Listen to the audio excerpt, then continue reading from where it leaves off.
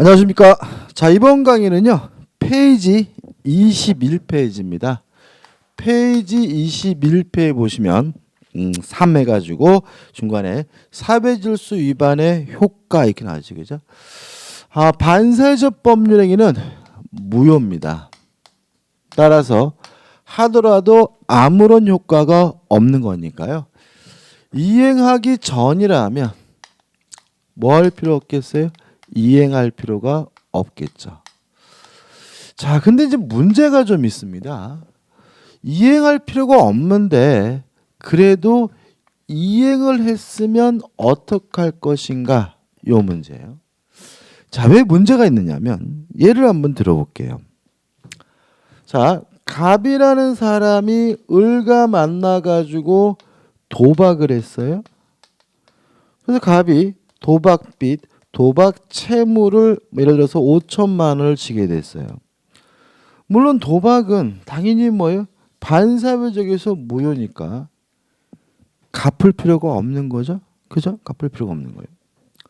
근데 갑이 이행을 했어요. 갚았어요. 그러고 나서 갑이 뭘 알게 됐냐면 도박은 반사회적에서 무효니까 갚을 필요가 없다는 사실을 알게 된 거죠. 그래서 갑이 법원에다가 소송을 제기한 거죠. 판사님, 제가 갚을 필요가 없는 돈 5천만 원을 갚았습니다. 요거를 돌려받게 해주십시오. 라고 소송을 제기했을 때 만약에 법원에서 을은갑에게 돌려주라고 판시를 해준다면 저 같으면 맨날 도박만 하겠네요. 왜요? 갚기 전이면 갚을 필요가 없고 갚았다면 국가가 나서가지고 대받아 준다는데 이것처럼 안전한 게 어디 있어요, 그죠?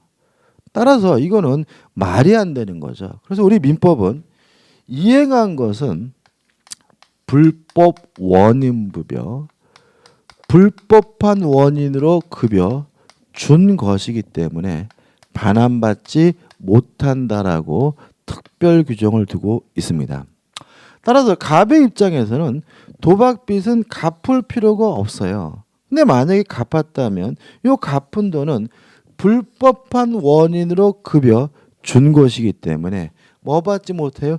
돌려받지 못하게 됨을 주의하시기 바랍니다. 이해되시죠? 그죠? 자, 여기서 이제 한 가지만 더 해보고 이제 이 부분은 이제 끝낼 건데, 자, 이런 거 한번 생각해 볼까요? 자, 갑이라는 남자가요, 을이라는 여자를 사랑하게 됐어요. 그래서 이제 갑이 을한테 이런 거죠.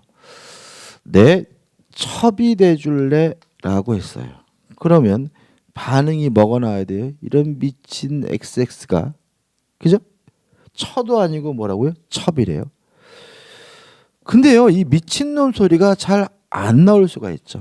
네가 내 첩이 돼준다면 강남에 있는 20억짜리 빌라를 주겠다라고 하면 미친놈 소리가 여관에서는 잘 안 나오죠, 그죠? 남자는 첩이 아니라 새끼 서방이래요. 누가 저한테 아저씨 새끼 서방 한번 해보실래요? 그러면 이 아줌마가 근데 저는 20억 정도도 안 가고 한 2천만 원만 돼도 한번 해볼까? 이 고민하게 될 것 같은데. 그래서 우리 고민하다가 초타인가나 해가지고 첩 계약을 맺었어요. 물론 요 첩 계약은 반사회적에서 무효니까 을은 첩대줄 필요도 없는 거고요. 갑도 을에게 이전 등기해 줄 필요가 없는 거죠. 근데 등기를 해줬어요. 해주고 나서 이제 며칠 지나니까 뭐 이게 괜히 한 것 같단 말이죠. 그래서 갑이 을을 만나가지고 첩계약은 반사회적에서 무효니 돌려다오 요구할 수 있습니까? 없습니까? 없다. 그러면 요 부동산은 갑의 것이에요? 을의 것이에요? 예, 을에게 확정적으로 소유권이 어떻게 해요? 기속되게 된다. 따라서 을이 자기 앞에 등기된 곳을 팔아먹는 건요. 지가 팔아먹은 것이니까 정당한 것이고 따라서 제3자는 선이든 악이든 묻지 않고 항상 소유권을 취득하게 된다는 것도 좀 기억해 두시기 바랍니다. 다시 한번요. 등기해 준 곳은 뭐 하지 못합니까? 돌려받지 못하므로 을에게 확정적으로 무엇을 취득합니까? 소유권을 취득하게 됨을 주의하시기 바랍니다. 여기까지입니다. 여기까지 이해하시면 되겠죠. 그 다음 이제 이해해가지고 뭐가 나오냐면 불공정한 법률행위가 나와요. 자, 불공정한 법률행위는 뭐냐? 일단 의가 나와 있는데 일단 의를 보기 전에 기본적으로 이런 생각을 좀 할 필요가 있어요. 대단히 많은 103조 반사회적 법률행위가 있는데 그중에 특수한 한 가지 예가 104조 불공정한 법률행위다. 따라서 불공정한 법률행위라는 것은 특별한 것이 아니라 반사회적 법률의 한 가지 예라는 거 하나 꼭 기억해 두시기 바라고요. 의 나와 있죠. 그다음에 넘겨보시면 자 2번에서 불공정한 법률행위의 성립 요건이 나옵니다. 일단 불공정하다는 이유로 무효가 되기 위해서는 우리 민법 104조가요. 첫째, 주관적 요건을 요구하고 있습니다. 주관적 요건으로서 뭐가 필요하냐면요. 궁박, 경설 또는 무경험이 필요합니다. 그 다음에 객관적 요건으로서 이게 폭리행위거든요. 따라서 주는 것과 받는 것 간에 현저한 불균형이 존재해야 됩니다. 자, 이런 요건을 갖추면 이게 뭐가 되냐면 폭리행위, 불공정한 법률행위가 되고요. 이러한 불공정한 법률행위는 뭐가 되는 거죠? 무효다라고 민법 104조가 규정하고 있습니다. 여기서 이제 살을 좀 붙여보면 돼요. 첫째, 궁박이라는 말이 뭐냐? 원래 궁박이라는 말은요. 급박한 공궁 이런 말이거든요. 그 말도 어렵나요? 더 쉬운 말. 어려운 사정 이렇게 기억하시면 돼요. 다시 말하면 경제적이든 정신적이든 심리적이든 어떤 이유든지 간에 어렵기만 하면 다 뭐가 돼요? 궁박이 되는 거죠. 그 다음에 경솔은 말 그대로 뭐예요? 경솔이에요. 무경험은 경험이 없는 거죠. 경험 부족을 의미하는데 주의하실 것은 여기서 무경험이란 일반적 거래에서 요구되는 경험 부족을 말하고요. 특정된 거래에서 요구되는 경험 부족을 의미하는 것은 아니다라는 거 꼭 기억해 두셔야 돼요. 최근에 출제 경향인데 여기서 답을 많이 만듭니다. 무슨 말이냐? 저는요 법대를 졸업했고요. 또 전국을 다니면서 민법 강의를 하고 대학에서도 하고요, 그죠? 그 다음에 저는 또 부동산 공인중개사 자격증도 저도 있거든요. 자, 이런 사람은 일반적으로 무경험으로 평가되지는 않겠죠, 제가. 근데 제가 시골에 장터 5일장에 놀러 갔는데 토끼를 팔아요. 귀엽기도 하고 먹음직스럽기도 하고 그래서 토끼를 한 마리 샀어요. 저는 토끼를 한 번도 사본 적이 없거든요. 무경험인가요? 아니라는 거죠. 다시 말하면 특정 거래 토끼를 구입해 본 적이 있느냐 없느냐 이 문제가 아니라는 거죠. 저는 토끼를 한 번도 구입해 본 적이 없다 하더라도 일반적 거래라는 측면에서 보면 결코 경험이 부족한 사람으로 평가되지는 않는 거죠. 다시 말하면 무경험이란 일반적 거래에서 요구되는 경험 부족을 말하고요. 토끼를 구입한다, 뭐 뱀을 구입한다 같은 특정된 거래에서 요구되는 경험 부족이 아님을 주의하시기 바랍니다.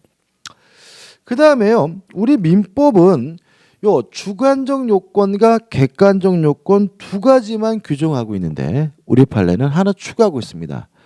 주관적 요건에 관한 이용 의사를 요구합니다. 다른 말로 하면 폭리행위에 관한 악의를 요구하고 있습니다. 자, 이런 얘기죠. 불공정하다는 이유로 무효가 되려면요. 궁박 또는 경솔 또는 무경험을 어떻게 하세요? 이용해서 해야 돼요. 이용해서 하겠다는 이용 의사가 있어야 비로소 불공정하다는 것이 우리 판례 입장이라는 거 주의하시기 바라고요. 그 다음에 요 객관적 요건 현저한 불균형이 존재한다는 사실이 입증이 됐을 때 주관적 요건이 추정이 되느냐 이 부분도 잘 나와요. 자, 한번 생각해 보죠. 객관적 요건 현저한 불균형은 입증하기가 대단히 쉬워요. 예를 들어 가지고 5억짜리 땅인데 2억에 팔았어요. 그러면 현저한 불균형이 있다는 사실을 입증하기 위해서 2억짜리 매매 계약서 복사해서 제출하면 되고요. 현재 시세가 5억이라는 사실을 먼저 제시하면 끝나는 거죠. 이건 어렵지 않아요. 근데 문제는 궁박이다, 경솔이다, 무경임이다라는 것은 심리적이고 주관적인 것이기 때문에 입증하기가 대단히 뭐예요? 애매할 수가 있거든요. 그래서 요 현저한 불균형이라는 객관적 요건이 입증이 됐을 때 주관적 요건이 추정이 되는 거 아니냐, 이게 문제가 됐었는데 우리 판례는 추정되지 않는다는 입장입니다. 따라서 어렵지만 객관적 요건뿐만 아니라 주관적 요건, 모든 요건을 누가 입증해야 되냐면요, 무효를 주장하는 자가 입증해야 된다는 것이 우리 판례 태도입니다. 그 다음에요, 불공정한 법률행위입니다. 따라서 이 104조는 법률 행위에 한해서만 적용됩니다. 법률행위 뭐가 있어요? 계약도 법률행위죠. 단독행위도 법률행위죠. 따라서 계약도 불공정하다는 이유로 무효가 될 수 있고요. 단독행위도 불공정하다는 이유로 뭐가 될 수 있어요? 무효가 될 수 있어요. 다만 법원에서 하는 경매는 법률행위가 아니기 때문에 104조가 적용될 수가 없다는 것이 우리 판례의 입장입니다. 왜 경매를 104조에서 뺐을까요? 이 공교롭게도요, 법원에서 하는 경매를 104조를 적용하게 되면요, 불공정하다는 이유로 대부분이 무효가 될 가능성이 많아요. 예를 들어서 제가 은행에서 대출을 받았는데 돈을 안 갚았더니 경매하겠대요. 아이고, 환장하겠네. 궁박하죠? 어렵죠? 아마 일반적인 분들이 겪게 되는 가장 궁박한 일 중에 하나가 아닌가 싶어요. 주관적으로 궁박합니다. 근데 이 거지 같은 놈들이 제 아파트를 뺏어가서 강제로 경매하면서 제가 받아주나요? 그것도 아니거든요. 따라서 일반적으로 뭐 할 가능성도 있어요? 현저한 불균형이 있을 가능성도 있는 거거든요. 그러면 경매를 104조를 적용하게 되면 주관적 요건과 객관적 요건을 대부분 구비해가지고 다 무효가 된다면 경매 제도를 뭐 할 수 없는 거죠? 유지할 수가 없는 거죠. 따라서 우리 판례는 경매는 법률행위가 아니기 때문에 104조 불공정한 법률행위로서 무효가 되는 것은 아니다라고 판시하고 있는 거죠. 그 다음에 계약이면 다 104조가 적용될까요?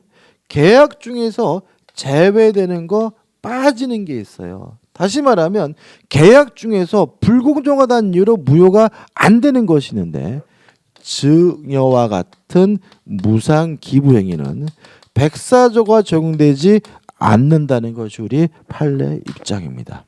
왜요? 증여는요, 항상 현저히 불균형이에요. 증여는요, 항상 폭리예요. 제가 제 조카한테 용돈하라고 10,000원을 줬어요. 증여했죠, 그죠? 그러면 저만 준 거지 그 친구는, 제 조카는 저한테 아무것도 안 해주잖아요. 따라서 증여라는 계약은 개념상 항상 뭐 할 수밖에 없는 계약인 거예요? 현저히 불균형할 수밖에 없는 계약이니까 현저히 불균형하다는 이유로 무효라고 할 수는 없다는 것이 우리 판례 입장이에요. 따라서 증여와 같은 무상기부행위는 104조가 적용되지 않는다. 불공정하다는 이유로 뭐가 되지 않아요? 무효가 되지는 않아요. 효과입니다. 무효입니다. 따라서 이행하기 전이면 물론 뭐예요? 이행할 필요가 없어요. 자, 근데 이행을 했어요. 그러면 이행한 것은 어떻게 되느냐? 요 백사조도 뭐의 일종이라고요? 반사회적 법률의 일종이기 때문에 이행한 것은 폭리자 입장에서는 불법 원인급여이기 때문에 뭐 받지 못하게 돼요? 반환받지 못하게 되는 거죠. 자, 근데 문제는 피해자도 돌려받지 못한다? 그럼 좀 이상해지죠. 왜요? 피해자는 당한 사람이니까 보호해줘야 되잖아요. 그래서 우리 민법은 불법 원인급여는 돌려받지 못하지만 그 불법이 한쪽 편에만 있는 경우, 다시 말하면 불법 없는 당사자는 돌려받을 수 있다라고 예외를 규정하고 있거든요. 따라서 피해자는 불법 없는 당사자이기 때문에 반환받는 것이 가능하다라고 해석되고 있음을 주의하시기 바랍니다. 여기까지 이제 제가 뭐예요? 적용 범위까지 했고 효과까지 했고 교재에 나와 있는 내용 다 설명드렸거든요. 이렇게 끝나면은 이제 또 아시면서도 문제를 틀리게 돼서 마지막으로 사례 하나, 이게 판례입니다. 사례 하나 한번 정리해보고 한번 이 불공정한 법률을 끝낼 거예요. 이것도 잘 내는 부분이죠. 자, 갑이라는 분이요, 시골에서 평상 농사만 짓고 사시던 할머니였어요. 근데 이 할머니 혼자 사시는데 할머니가 살고 계시는 그 지역이 수몰지구로 지정이 되는 땡건설 때문에요, 고향을 떠나야 될 상태예요. 명백히 이 할머니는 궁박한 상태에 있는 거죠. 어려운 사정이 있는 거죠. 그렇지 않습니까? 평생 동안 60년 동안 70년 동안 한 곳에서 농사만 짓고 사셨는데 어느 날 갑자기 댐을 건설한다고 수몰지구가 됐다고 그 고향을 나가라고 한다면 할머니 입장에서는 어디 가서 살지도 어떻게요? 막막하고 아주 힘든 거죠. 그래서 아유 걱정하고 있는데 어느 날 을이 나타나가지고 할머니 수몰지구로 지정이 돼서 이 고향을 등져야 됩니다. 근데 나라에서 보상금이 나오겠지만 나와봤자 그거 몇 천만 원 되지도 않습니다. 근데 할머니를 보니까 우리 돌아가신 할머니가 생각해서 제가 2억에 사드릴 테니까 저한테 땅과 건물을 넘기십시오 해가지고 2억에 매매 계약을 했는데 실제로는 예를 들어서 5억은 국가로부터 보상받을 수 있는 거라면 주관적으로 궁박하고요, 객관적으로 현재의 뭐죠? 불균형하죠. 따라서 이제는 뭐만 입증이 된다면요, 이용 의사까지 입증된다면 이 매매 계약은 불공정한 법률에 의해서 뭐가 되는 거예요? 무효가 되는 것이죠. 자, 이건 어떻게 되냐면 을이요, 계약금을 3할 30%를 지급했어요. 왜요? 이 할머니가 나중에 정신 차리고 계약금의 100을 상환하고 계약을 해지할까 봐 못하게 하려고 몇 프로 준 거예요? 30%만 준 거죠. 또 계약금을 치르고요, 잔금을 치를 때까지 딱 7일 만에 다 끝냈어요. 우리가 통상적으로 부동산 계약을 하면 아무리 빨리 서둘러도 뭐 한 달 가까이 걸리는 게 통상적이잖아요. 근데 계약금 치르고 계약하고 며칠 만에요, 일주일 만에 다 끝냈다는 것은 무엇을 시사하는 거예요? 이 할머니가 정신 차리고 그 돈에는 못 판다라고 방방 뜰까 봐 바로 어떻게 해요? 잔금까지 치른 거잖아요. 그러면 이 두 가지를 놓고 보면 명백히 을은 갑의 궁박 상태를 뭐 하려는 의사가 있는 거죠? 이용하려는 의사까지 있는 거죠. 이렇게 됩니다.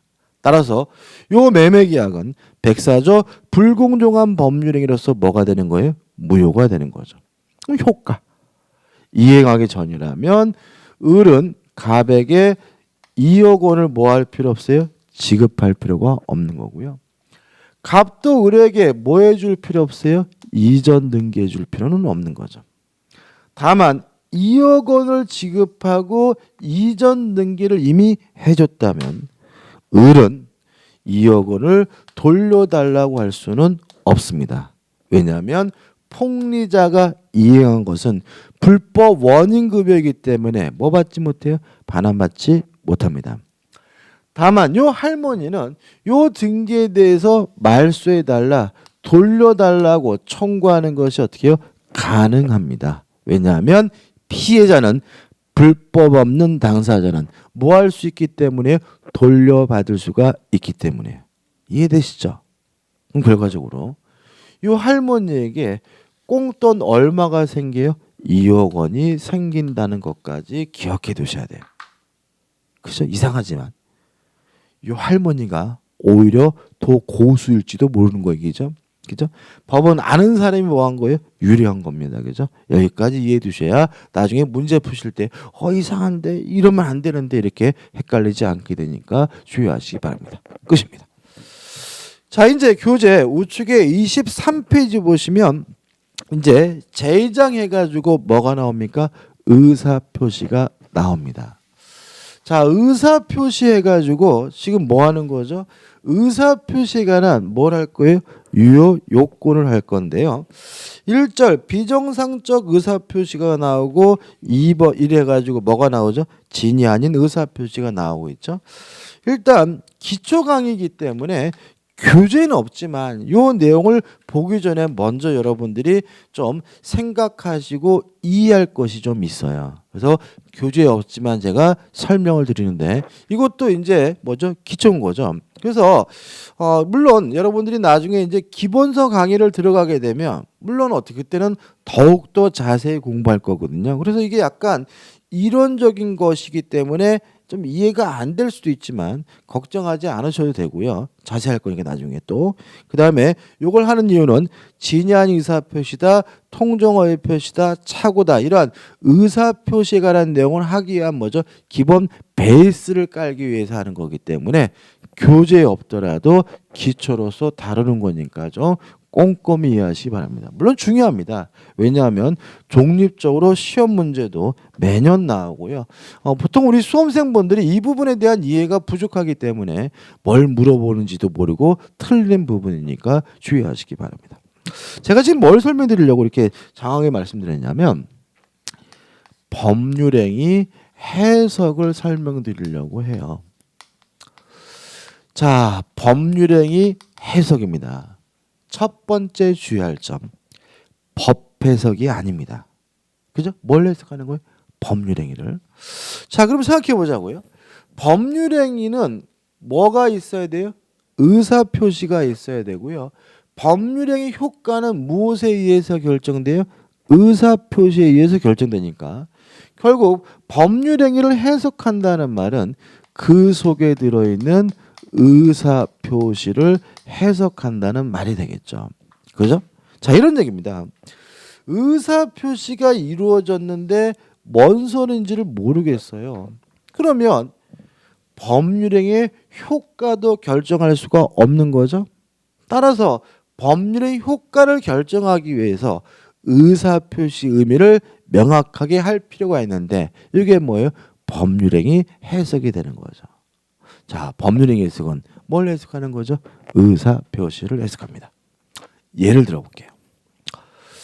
자, 갑이라는 사람이요, 을에게 의사를 표시했어요.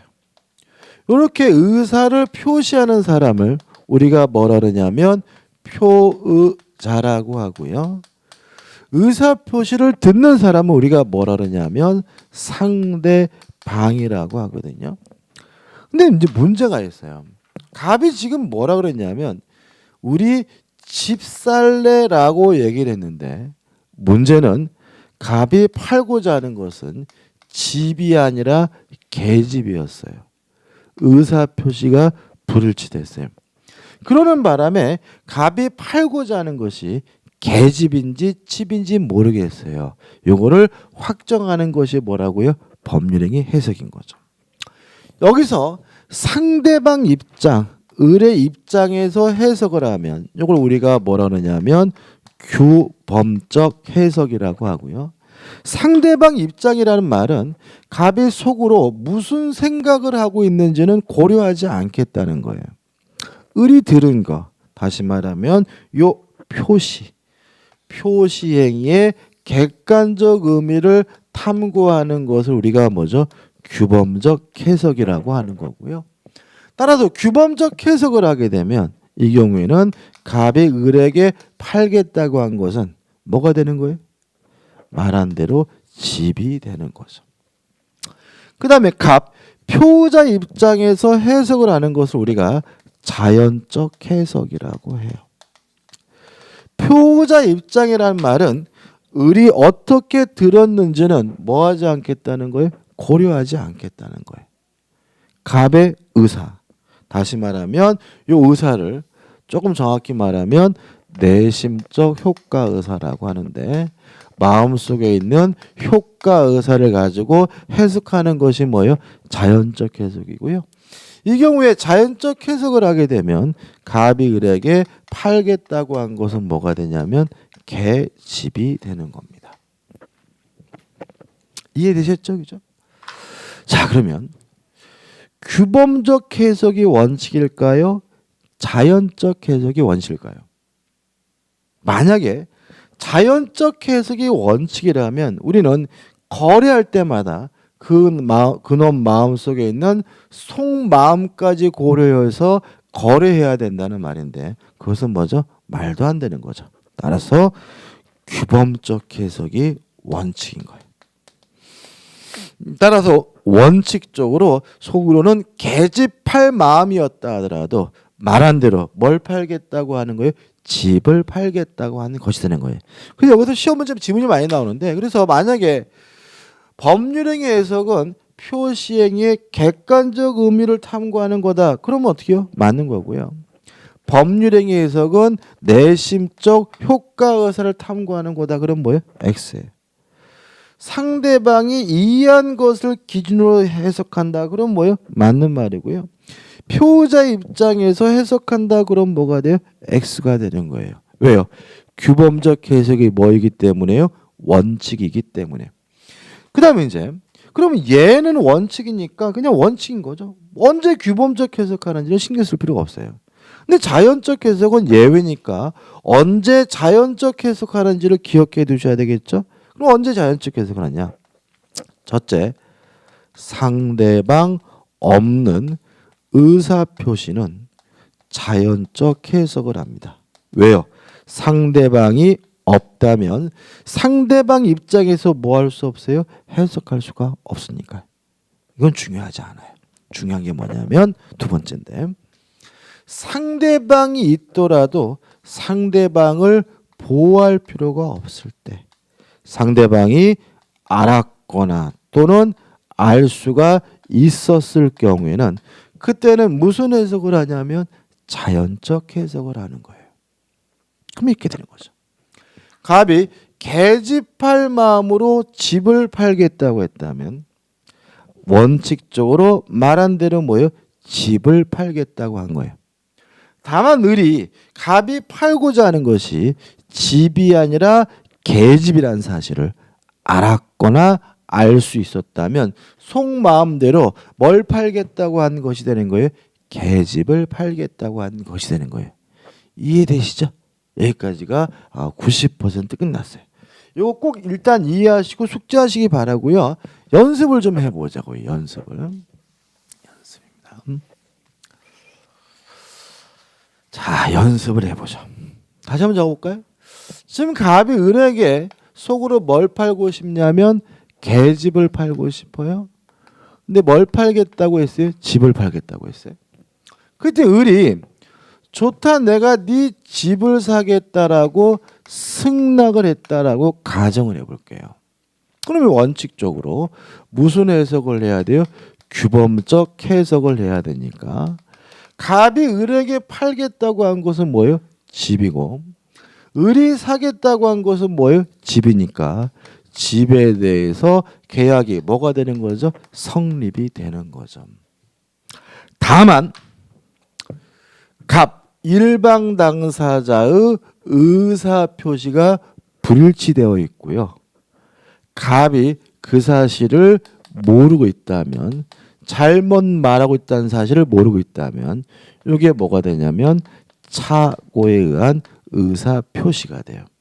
그래서 우리가 다음 강의 때 하겠지만 착오란 뭐냐면 의사표시가 불일치됐음을 모르고 하는 것이 뭐예요? 착오에 의한 의사표시고요. 착오에 의한 의사표시는 항상 무슨 해석을 해야지만 발생하냐면 규범적 해석을 해야지만 발생한다는 거예요. 왜요? 자연적 해석을 해볼까요? 자, 자연적 해석을 하게 되면 갑이 을에게 팔겠다고 한 것은 뭐가 돼요? 계집이 되죠. 그죠? 근데 을이 뭐 사겠다고 했어요? 집을 사겠다고 했으니까 팔겠다고 한 것은 계집이고 사겠다고 한 것은 뭐예요? 집이 되니까 그때는 불합의로서 계약이 뭐조차 되지 않아요? 성립조차 되지 않게 되는 거죠. 이 관계도 좀 이해하실 필요가 좀 있어요. 조금 바꿔볼까요? 괜히 막 머릿속이 막 헷갈리시죠? 너무 걱정하지 않으셔도 됩니다. 저하고 만약에 뭐 기본 강의하고 문제집까지 함께 하시게 되면 이 부분은 여러분하고 저하고 100번도 더하게 반복할 문제 부분이니까 중요하기 때문에 너무 걱정하지 않으셔도 되고 따라오시면 돼요. 자, 갑이 지금 뭘 팔겠다고 했냐면 뭘 팔고 싶냐면 계집을. 뭘 팔겠다고 했어요? 집. 근데 을이 갑이 팔고자 하는 것이 집이 아니라 계집이라는 사실을 알고 있었어요. 그래서 을이 갑한테 좋다, 내가 네 계집을 사겠다라고 승낙을 했다라고 가정을 해보면, 자, 상대방이 악이니까 무슨 해석을 해야 돼요? 자연적 해석을 해야 되고요. 자연적 해석을 하게 되면 갑이 을에게 팔겠다고 한 것은 뭐예요? 계집이고 을이 사겠다고 한 것은 뭐예요? 계집이니까 이때는 계집에 대해서 계약이 뭐가 되는 거죠? 성립되게 됩니다. 그러면 갑의 입장에서는 계집을 집이라고 잘못 표시했더라도 오표시했더라도 원하는 대로 계집하는 데는 아무런 해를 주고 있지 않기 때문에 이걸 우리가 오표시 무회의 원칙이라고 하고요. 오표시 무회의 원칙은 무슨 해석의 결과인 거죠? 자연적 해석의 결과인 거예요. 그래서 시험 문제에서는 어떻게 많이 내냐면은 요 자연적 해석을 해야 되는 오표시 무회의 원칙의 사례를 들면서 착오를 이유로 취소할 수 있다라는 지문을 넣어가지고 오답을 만드는 게 뭐죠? 일반적인 출제 경향이에요. 왜 X예요? 착오는 무슨 해석을 해야지만 발생합니까? 규범적 해석을 해야지만 발생하고요. 자연적 해석을 하는 경우에는 무슨 문제가 발생할 수 없어요? 착오 문제가 발생할 수 없다는 것도 좀 기억해 두시기 바랍니다. 자, 만약에 지금 제가 요 두 가지 분석해 드린 것이 어렵고 헷갈린다는 느끼신다면 일단 이번 강의 때는 요 부분이라도 정확하게 이해하신다면 충분합니다. 자, 교재를 보시면 이제 23페이지 첫 번째 뭐가 나오죠? 진이 아닌 의사 표시해 가지고 비진이 표시가 나오는데, 자, 의의는 이렇습니다. 의사와 표시가 불일치됐음을 뻔히 알면서 하는 것을 우리가 진이 아닌 의사표시라고 합니다. 예를 들면 속으로는 10원짜리 하나 줄 마음이 없으면서 말로는 1억을 주겠다라고 헛소리를 냈어요. 뻔히 알면서요. 이게 뭐라고요? 진이 아닌 의사표시인 거죠. 여러분들 이런 걸 우리가 일상생활에서는 뭐라고 말하나요? 줄 마음도 없으면서 주겠다고 했어요. 예를 들어 가지고 발렌타인데이인데 남친 여친을 어떻게 해요? 꼬시려고, 야, 내가 이번에 18개 금바지 하나 해줄게 라고 얘기했지만 속으로는 줄 마음도 없었고요. 그 사실을 뻔히 알고 있었어요. 이런 걸 우리가 뭐라 그래요? 거짓말이라고 하지 않나요? 그죠? 따라서 진이 아닌 의사표시는 특별한 것이 아니라 거짓말에 관한 뭐예요? 법적 평가인 거예요. 이번에 지금 민법이 개정을 좀 추진하고 있습니다. 민법을 개정을 하려고 한 지금 추진하는 사항이 지금 국무회의에 통과돼 가지고요. 법제처에서 입법 내고까지 됐고요. 아직 국회에서는 통과되지는 않았는데 뭘 개정하냐면 용어가 너무 어렵기 때문에 쉽게 바꾸겠다고 해서 용어를 바꾸려고 개정을 추진하고 있어요. 그래서 요 진위 아닌 의사표시에 대해서도 어떻게 개정하려고 하냐면 거짓 의사표시로 개정하려고 합니다. 진작 했어야죠. 그죠? 참 저는 그런 거 보면 막 가슴이 아파. 그죠? 다시 말하면 진이 아닌 그러면 이게 뭔 개소리인가 싶잖아요. 근데 거짓 그러면 어떻게 해요? 딱 와닿잖아요. 그죠? 그래서 우리가 개정될 건지 안 될지는 모르겠어요. 왜요? 국회에 통과돼 봐야 아는 거지만 아무튼 우리는 진이 아닌 의사표시는 뭘 말한다고요? 거짓말, 거짓 의사표시를 말한다라고 개념을 정리하면 되는 거예요. 됐죠? 효과입니다. 자, 우리 알고 있어요. 자, 뭘 알고 있냐면 의사표시가 불일치되면 뭘 해야 돼요? 법률행위 해석을 해야 되는데 원칙이 무슨 해석이에요? 규범적 해석이니까 표시된 대로 1억을 줘야 되겠죠. 따라서 진위 아닌 의사표시는 원칙적으로 뭐 한 거예요? 유효한 거예요.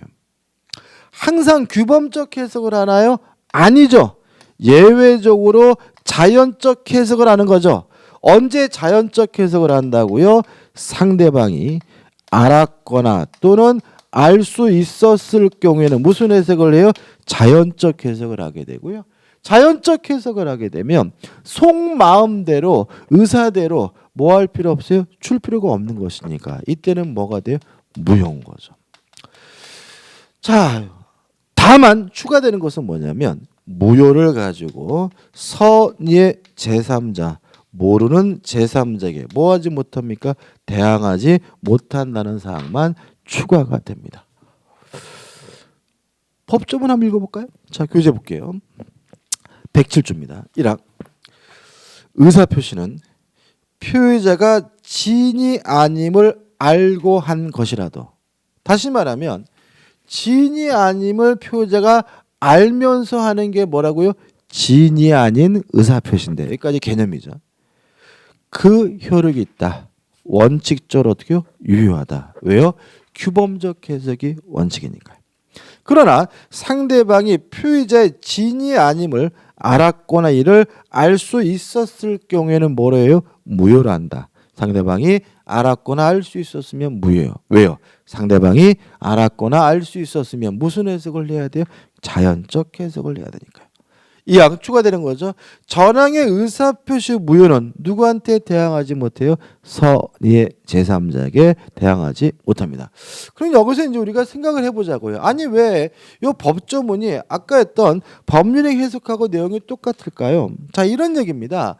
자, 우리가 민법 조문이라는 것은 멋대로 만드는 게 아니죠. 법 이론에 근거하는 거죠. 그래서 이 법이론, 법률행위 해석에 관한 이론을 가지고 107조, 108조, 109조 이 법조문이 만들어지고 있는 거기 때문에 그래서 제가 이 기초로서 이 해석에 관한 내용을 먼저 설명드리고 진위 아닌 의사표시로 들어온 거죠. 자, 의 한번 읽어보시기 바라고요. 넘겨보시면 뭐가 나옵니까? 요건. 1번 의사표시가 있어야 되겠죠. 2번 의사표시가 뭐가 돼요? 불일치돼야 되겠죠. 3번 불일치를 표의자가 어떻게 해요? 알고 있어야 되겠죠. 효과 원칙적으로 뭐합니까? 유효합니다. 다만 상대방이 알았거나 알 수 있었으면 뭐예요? 무효입니다. 3번 제3자에 대한 관계 누구한테는 대항하지 못해요? 선의의 제3자에 대항하지 못합니다. 여기까지 결국 뭐예요? 법조문인 거죠. 자, 그럼 이제 좌측에 꼬부랑 짧은 글씨로 되어 있는 뭣도 봐야 돼요? 판례도 봐야 되는데 요 판례는 다음 강의 때 이어갈 거예요. 그래서 다음 강의 때 뭐죠? 24페이지 3번 효과부터 다음 강의 때 이어가도록 하겠습니다. 감사합니다.